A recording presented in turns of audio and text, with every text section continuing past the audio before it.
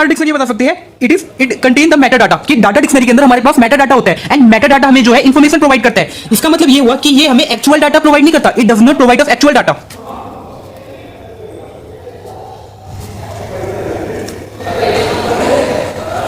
Actual data of database, so ये हमें actual data database का नहीं बताता जो अपना डाटा डिक्शनरी होता है। एंड तो ये हमें बताता क्या है, ये हमें बताता है अपना डाटा डिस्क्रिप्शन के बारे में। It does not provide the actual data of database but it tell अस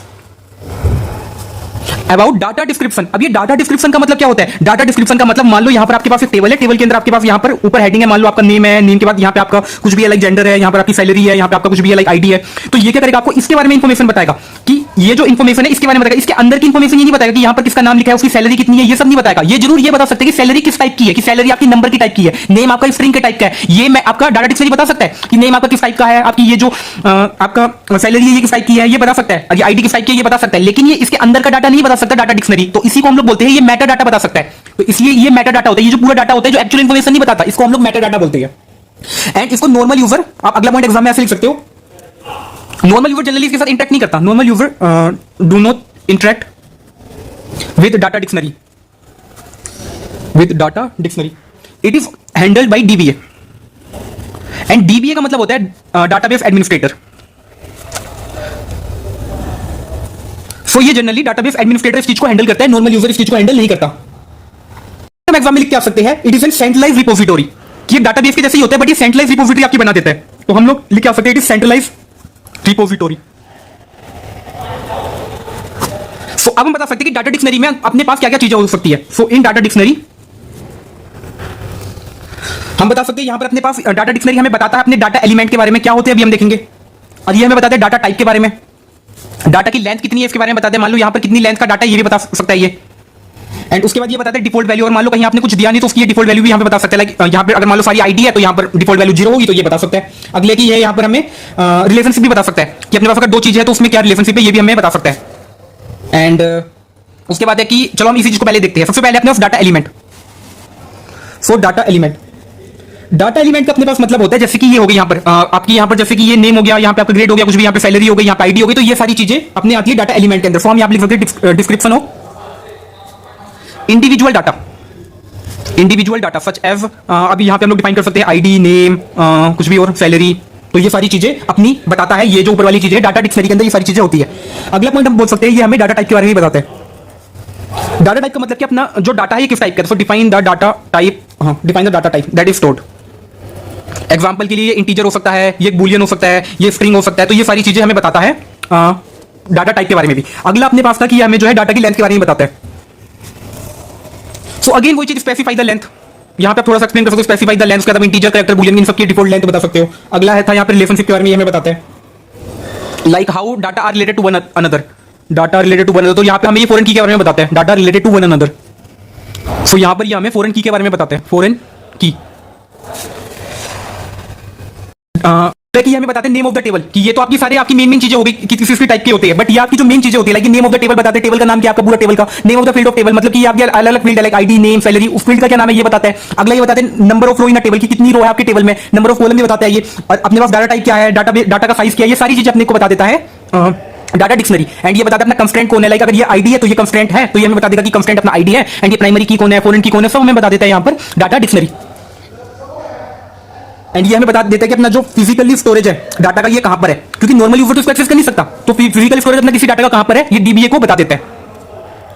सो अगला पॉइंट हम एग्जाम में लिख सकते हैं कि there are generally two type of data dictionary. जो अपने पास पहले टाइप का डाटा डिक्शनरी होता है इसको हम लोग बोलते हैं एक्टिव डाटा डिक्शनरी। जो अपने पास सेकंड टाइप का डाटा डिक्शनरी होता है इसको हम लोग बोलते हैं यहां पर पैसिव।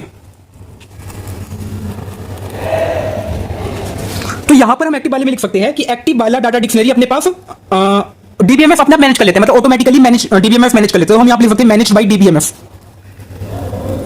तो आप ऐसे भी लिख सकते हो क्रिएटेड एंड मैनेज, मतलब क्रिएट भी अपने आप भी कर लेते हैं, created and manage by DBMS. But ये जो पैसिव वाला होता है ना ये यूजर खुद मैन्युअली बनाता है। तो आप यहां पे लिख सकते हो कि इट इज क्रिएटेड मैन्युअली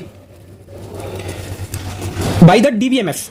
ये डीबीएमएस ना बोल के आप बोल सकते हो यहां पर इट इज क्रिएटेड मैन्युअली। आप इतना ही छोड़ दो, आप यहां पे मेंशन ही मत करो, क्रिएटेड मैन्युअली हम उसको बनाते हैं, यूजर के थ्रू हम लोग इसको बनाते हैं। तो मैन्युअली आप ये बता सकते हो using software using any dedicated software, चलो manually using any dedicated software, तो ये क्या है, डीबीएमएस खुद उसको क्रिएट कर लेते हैं, खुद उसको मैनेज करते हैं। ये वाला क्या है कि हम उसको खुद बना सकते हैं, ह्यूमन या हम किसी सॉफ्टवेयर के थ्रू उसको मैन्युअली क्रिएट कर सकते हैं। ये अपने पास वो पैसिव डाटा डिक्शनरी। अगला पॉइंट हम वो बोल सकते हैं, ये ऑटोमेटिकली अपडेट होते हैं, जब अपने पास एक्टिव वाला होता है, ये ऑटोमेटिकली अपने अपडेट होते हैं, automatically get updated in database and automatically यहाँ पे अपडेट होता है। ये ऑटोमेटिकली अपडेट होता कब है, जब हम इसमें जैसे हमने टेबल को चेंज किया, मान लो ये अपना टेबल है, एंड जैसे हमने इसकी जगह कोई भी यहाँ पे चेंज किया, मान लो राज का मैंने यहाँ पे कर दिया, मान लो कुछ भी कर दिया, मैंने यहाँ पे श्याम कर दिया राज का, तो यहाँ पे कंस्टेंट की लेंथ चेंज हो गई थी, यहाँ पे 3 थी, यहाँ पे मान लो 4 हो गई, तो यहाँ पर ये ऑटोमेटिकली अपडेट कर लेगा उस चीज को, एंड यहाँ पे मैन्युअली हमें अपडेट खुद करना पड़ेगा। So automatically get updated in database when we perform DDL command, and DDL command के अंदर अपना क्रिएट, ऑल्टर, ये सब आ जाता है, क्रिएट, ऑल्टर, रिमूव, ये सब आ जाता है। एंड ये वाला क्या है कि ये डीबीएमएस मैनेज नहीं करता इसको, तो हम यहां पे लिख सकते हैं it is not managed by DBMS. So ये चीज मतलब कि मैन्युअली करनी पड़ती है हमें, हम लिख सकते हैं so it is modified manually, या मॉडिफाइड और अपडेट मैन्युअली, आप यहां पे ये लिख सकते हो। अगला पॉइंट अपने लास्ट पॉइंट हम यहां से बोल सकते हैं कि डाटा एक्टिव डाटा डिक्शनरी को हम लोग एक नाम से और बुलाते हैं, जिसको हम लोग बोलते हैं इंटीग्रेटेड डाटा डिक्शनरी। एंड यहां पर आप बोल सकते हो इसका कोई नाम तो है नहीं, तो आप यहां पे एक पॉइंट लिख सकते हो कि यहां पर जो अपने पास है इसको हम लोगों को केयरफुली हैंडल करना पड़ता है, क्योंकि यहां पर मैन्युअली हर चीज कर रही है। मान लो यूजर ने एक यहां पे नाम चेंज किया, तो हमें मैन्युअली यहां पे 3 का 5 बनाना पड़ेगा वहां पर। सो दे नीड केयरफुल हैंडलिंग, आप यहां पे इतना छोड़ सकते हो। तो ये पूरा डाटा डिक्शनरी का था। डाटा डिक्शनरी क्या होता है, अपना मेटा डाटा के बारे में इंफॉर्मेशन देता है। मेटा डाटा का मतलब कि हमें रियल इंफॉर्मेशन प्रोवाइड नहीं करेगा अंदर क्या है इसके, बल्कि ये हमें ऊपर हेडिंग प्रोवाइड करेगा, जिसके अंदर के कांस्टेंट हमें प्रोवाइड कर देगा कि जैसे किस टाइप की है, कितनी लेंथ है, ये प्रोवाइड कर देगा, बट एक्चुअल डाटा प्रोवाइड नहीं करेगा। इसलिए हमने लिखा था एक्चुअल डाटा ये प्रोवाइड हमें नहीं करेगा। अगला पॉइंट था कि इसको नॉर्मल यूजर एक्सेस नहीं कर सकते, इसके लिए हमें डाटा एडमिनिस्ट्रेटर इसको एक्सेस करता है, मतलब डाटा डिक्शनरी को नॉर्मल यूजर्स को एक्सेस नहीं कर सकते, एंड ये अपना सेंट्रलाइज्ड रिपोजिटरी की तरह वर्क करता है। अगला पॉइंट अपने पास है कि डाटा डिक्शनरी से हम लोग डाटा एलिमेंट में कुछ कर सकते हैं, डाटा टाइप हम लोग फाइंड कर सकते हैं, डाटा की लेंथ फाइंड कर सकते हैं, डिफॉल्ट वैल्यू किसी चीज की क्या है ये पता कर सकते हैं, एंड रिलेशनशिप क्या है हम वो पता कर सकते हैं। ये चीज हमने वहां पर डिफाइन करी थी। अगला पॉइंट हमने यहाँ पे देखा था कि डाटा डिक्शनरी का पर्पस क्या होता है, कि यहाँ पर डॉक्यूमेंटेशन में मदद करता है, कम्युनिकेशन में मदद करता है, मेंटेनेंस इजी कर देता है। एंड अगला है कि ये हमें क्या क्या बताता है, लाइक ये यहाँ पे तो हमने देखा था कि ये इतने उसके मतलब ये चीजें बताता है, बट इसी चीज को हमने यहाँ पर और फर्दर क्लासिफाई यहाँ पे कर दिया। हमें नेम ऑफ द टेबल बताता है, name of the field of a table, like पूरा टेबल का नाम क्या है, किसी पर्टिकुलर फील्ड का नाम क्या है ये बताता है, कितनी रो है ये बताता है, कितने कॉलम है ये बताता है, डाटा टाइप क्या है, डाटा साइज क्या है, ये हमें सारी चीजें बताता है। एंड यहाँ पे कंस्टेंट कितने हैं, प्राइमरी की कौन सी है, फॉरेन की कौन सी है, एंड फिजिकली अपना स्टोरेज कहां पर है, क्योंकि ये डीबीए मैनेज करे, नॉर्मल यूजर